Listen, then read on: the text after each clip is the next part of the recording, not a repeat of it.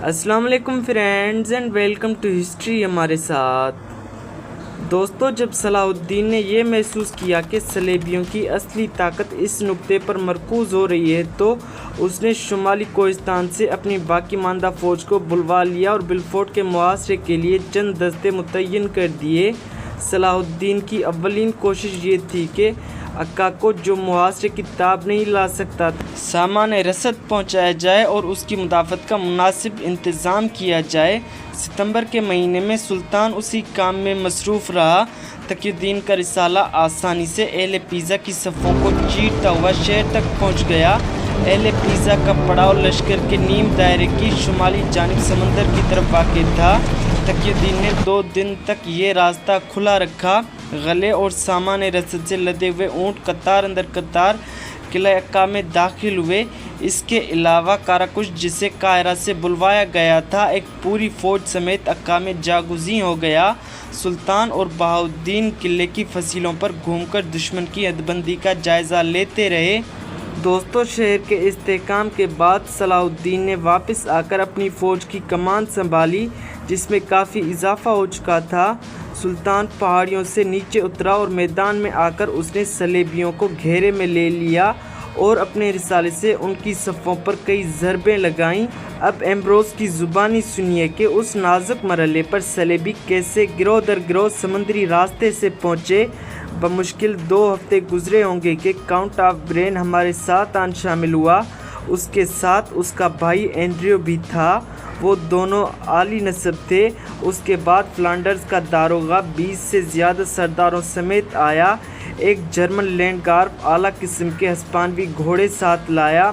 बोलिस के सेहतमंद पादरी के साथ उसका भाई काउंट ऑफ रॉबर्ट भी था, जो नहायत होशियार नाइट साबित हुआ।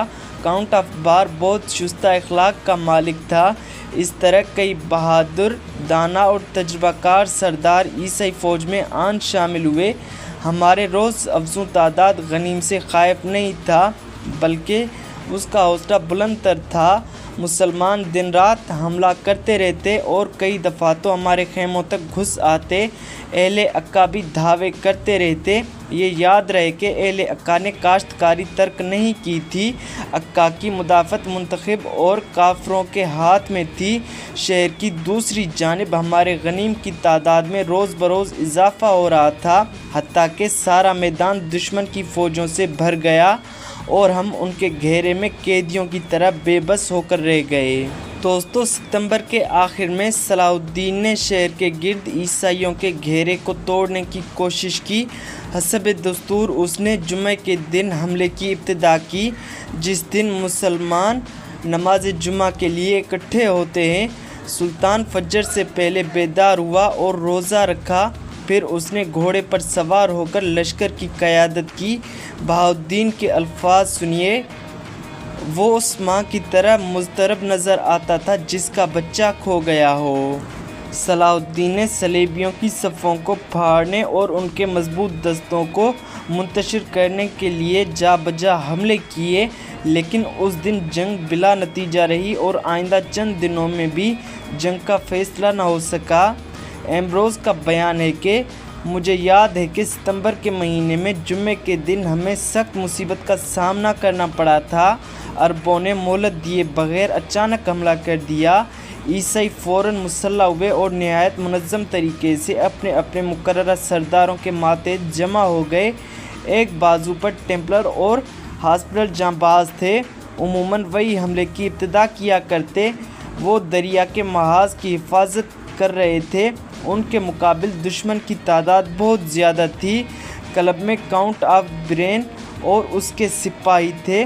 उनके हमरा लैंडगार्फ और जर्मन बहादुर भी थे। अहले क्लब एक वीरान मस्जिद और कब्रिस्तान के पास सफ़ आ रहा थे। शाह गाई के हमरा अहले पीज़ा और दीगर बहादुर थे और वो मीमना की जानिब टोरोन में दुश्मन की पेशकदमी रोकने के लिए तैयार थे। दोस्तों, अरबों ने बड़ा पुरजोश हमला किया। उनकी फ़ौज में आला किस्म के मुनज़्ज़म दस्ते थे। टेम्पलरों और हॉस्पिटलरों ने दुश्मन की अगली सफ़ों को चीरकर उन्हें दरहम बरहम कर दिया। वो भागते हुए दुश्मन को धकेलते चले गए और फिर उनका ताक़ुब किया। پھر دوسرے عیسائی دستوں نے اتنا شدید حملہ کیا کہ دشمن کو پیچھے ہٹنا پڑا۔ دشمن کا اس قدر بڑا ہجوم تھا کہ بڑھتے ہوئے عیسائیوں کو یہ اندازہ نہ رہا کہ کس طرف مڑیں۔ ترک اپنی فوج کو دوبارہ جمع نہ کر سکے اور وہ تیزی سے پسپا ہو کر پہاڑوں تک پہنچ گئے۔ ایک جرمن کا گھوڑا منہ زور ہو کر بھاگ نکلا۔ وہ گھوڑے کے تعاقب میں بھاگا، اس کے ساتھی بھی اس کے پیچھے دوڑے، لیکن گھوڑا ان کے ہاتھ نہ آیا۔ گھوڑے نے شہر کی طرف بھاگنا شروع کر دیا۔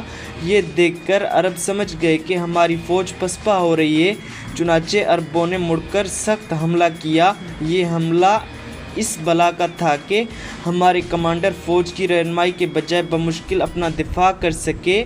ایمبروز نے شیطان کو عیسائیوں کی شکست کا سبب ٹھہرایا ہے، لیکن مسلمانوں کو اس کا اصل سبب خوب معلوم تھا۔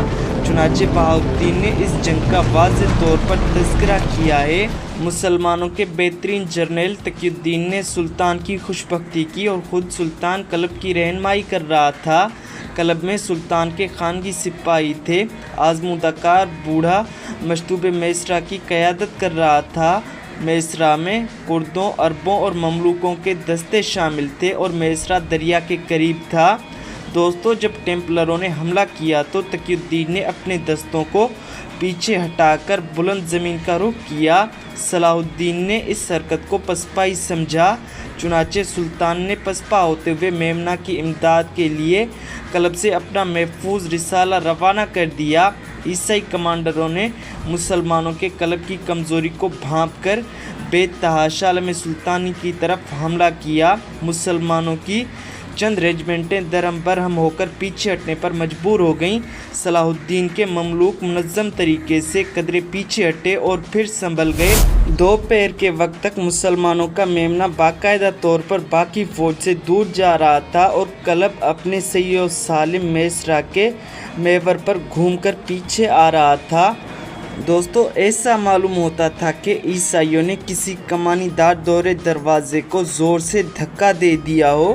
عیسائی فوج مسلمانوں کی منتشر ریجمنٹوں کے تعاقب میں اس شگاف سے بے تحاشا آگے بڑھتی گئی اور دریائے اردن کے پل تک جا پہنچی۔ سامنے صلاح الدین کا پڑاؤ نظر آ رہا تھا۔ پڑاؤ کے محافظ جلدی سے سوار ہو کر دشمن کو روکنے کے لیے نکلے اور پڑاؤ خالی رہ گیا اور صلیبیوں کے پڑاؤ تک پہنچنے سے پہلے ہی مشتاق قبائلی چور خیموں کو لوٹنے لگے۔ چند نائٹ اندھادھند صلاح الدین کے ایوان تک پہنچ گئے۔ وہ یہ اندازہ نہ کر سکے کہ ہم اپنے لشکر سے بہت دور نکل آئے ہیں اور مسلمان جوابی حملے کے لیے صف آرا ہو رہے ہیں۔ پھر یہ من چلے اپنے تھکے ہارے گھوڑوں پر واپس ہوئے۔ راستے میں ایک طرف سے تقی الدین کے رسالے نے اور دوسری جانب سے صلاح الدین نے ان عیسائی دستوں پر شدید حملہ کر کے انہیں بری طرح کچل دیا۔ وہ بکھر گئے اور مارے گئے۔ اب ایمبروز کی زبانی سنیے۔ اس مارکے میں اینڈریو آف برین مارا گیا۔ خدا اس کی روح پر رحم کرے۔ افسوس کہ اتنا بہادر نائٹ مارا گیا۔ وہ ہماری پشت پناہ تھا۔ مارکویس آف مانسریٹ اس بری طرح سے دشمن کے گھیرے میں آ چکا تھا کہ اگر شاہ گائی اس کی نجات کے لیے نہ آن پہنچتا تو وہ بھی مارا جاتا۔ ٹیمپلروں کا جواں مرد قائد بھی مقتول ہوا۔ وہ ایسا اعلیٰ ہمت اور اعلیٰ نسب انسان تھا کہ جب سب لوگ یک زبان ہو کر چلا رہے تھے واپس آ جاؤ، پلٹ آؤ، تو وہ بڑھتا چلا گیا اور اگر وہ چاہتا تو واپس بھی آ سکتا تھا، لیکن اس نے ان کی چیخ و پکار کے جواب میں کہا، میں اب واپس نہیں آؤں گا تاکہ کل کوئی ٹیمپلروں کو یہ نہ کہہ سکے کہ تمہارا سردار بھگوڑا تھا۔ وہ واپس نہ آیا اور ترکوں کے ہجوم میں مارا گیا۔ دوستو، امید ہے یہ قسط آپ کو پسند آئی ہوگی۔ اگر یہ قسط آپ کو پسند آئی ہو تو ویڈیو کو لائک اور شیئر کر دیں اور چینل کو سبسکرائب کر دیں تاکہ آنے والی ہر نئی قسط کا نوٹیفیکیشن آپ کو ملتا رہے۔ ملتے ہیں اگلی قسط میں، تب تک اپنا بہت زیادہ خیال رکھیے۔ اللہ حافظ۔